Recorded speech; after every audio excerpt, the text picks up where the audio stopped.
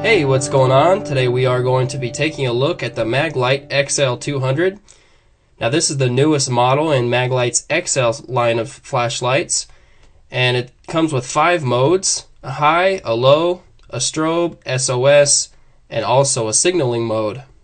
Now let me first say up front, if you want to just check out the beam shots, both indoor and outdoor, I'll post that time right here, and that is going to make up the bulk of this review. I will go over the operation and some of my first glance kind of notices about this light, but it's mostly going to be the beam shots. Now, in getting this light, it is a 3 AAA battery flashlight. You'll go ahead and unscrew the tail cap, and you got this battery container here. It holds 3 AAAs. Now you can see I have some lithium batteries in there, which I will talk about in a second. But this flashlight has a smooth reflector, very deep smooth reflector.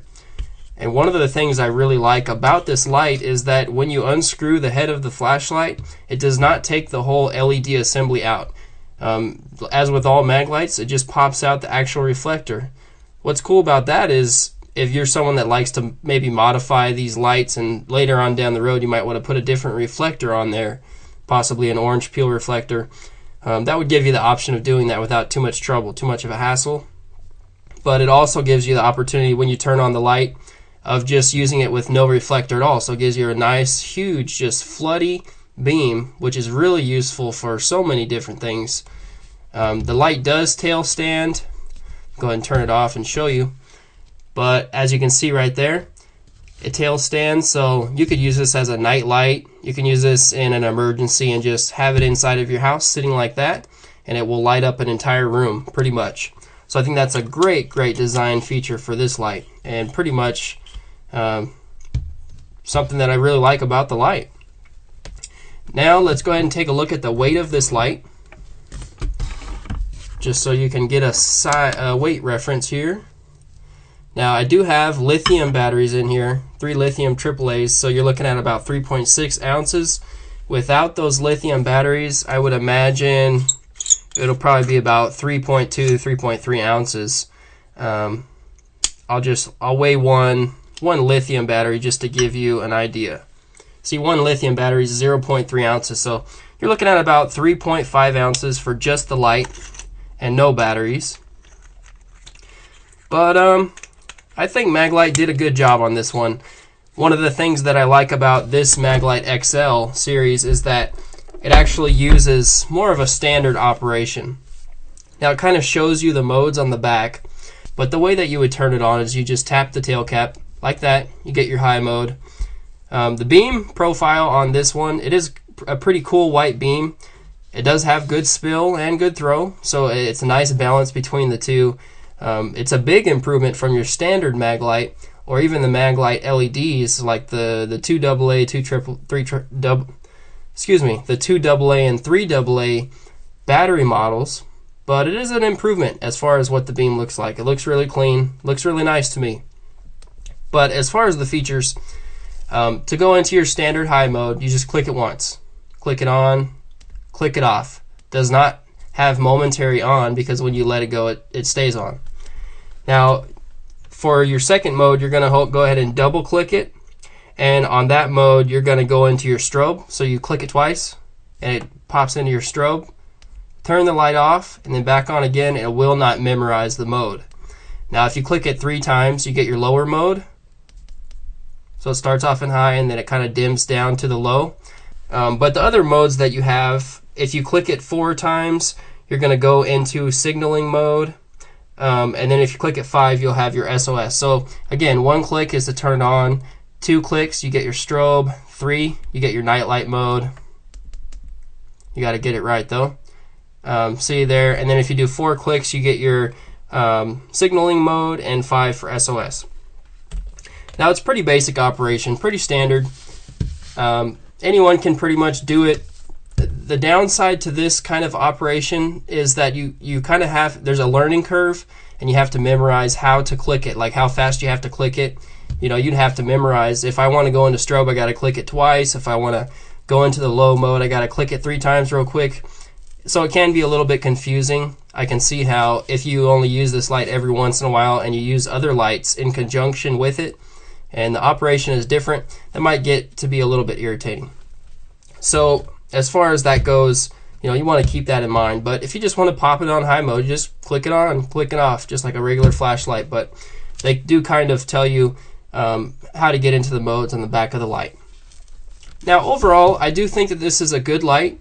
It's a good value for what it is, and it's a big step from Maglite to step into the flashlight game and start putting out some quality stuff as far as that goes.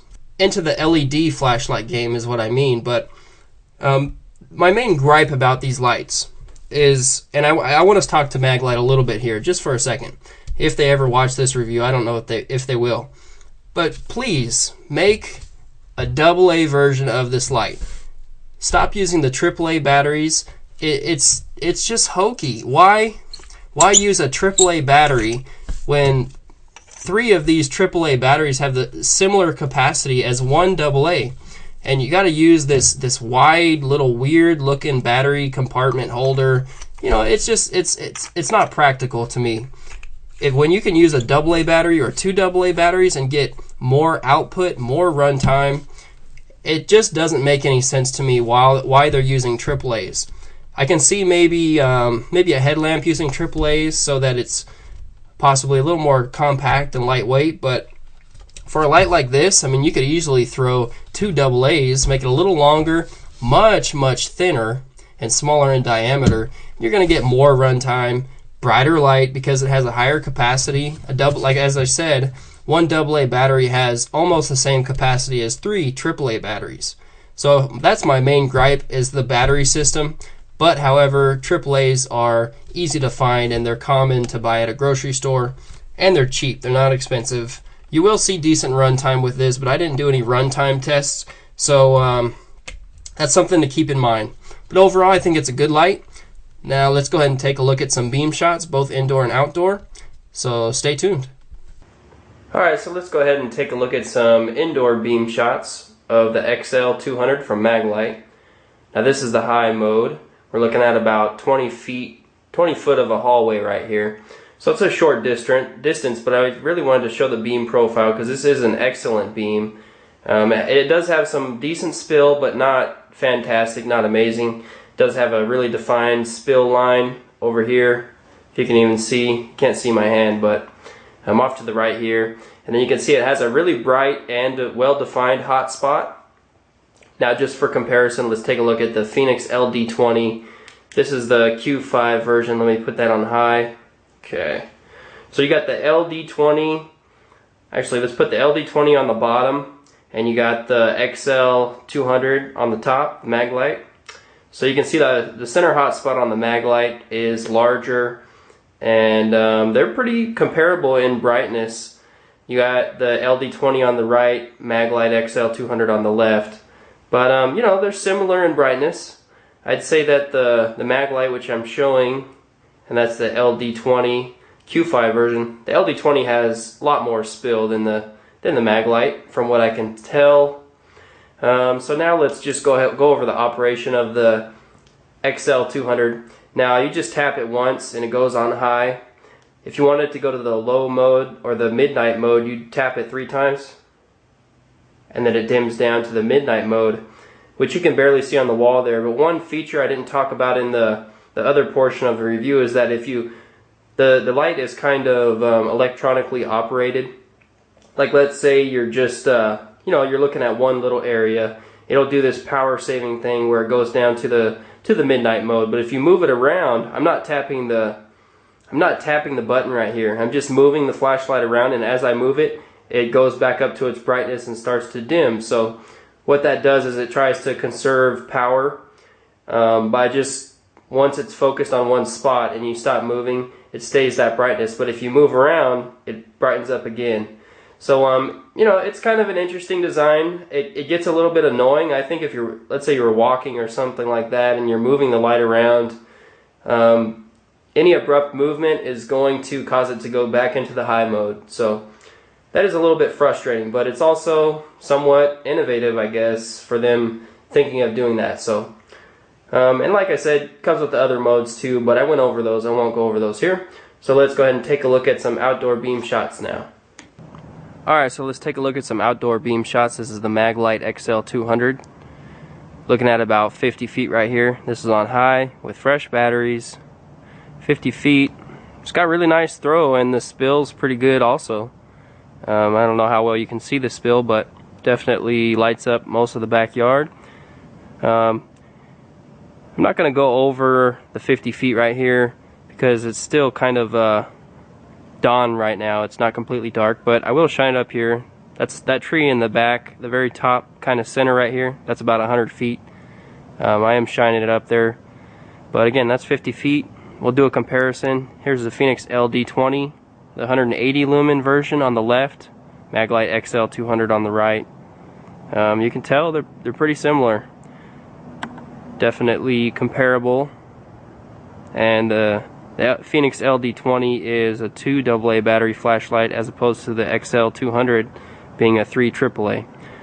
But they are comparable, just to kind of show you the different beams and compare the Maglite to the LD20. So now let me look at the operation of the XL200 just to show you again. We'll go into the low. You see it starts out on high and then kind of dims to what you would look like it is nothing.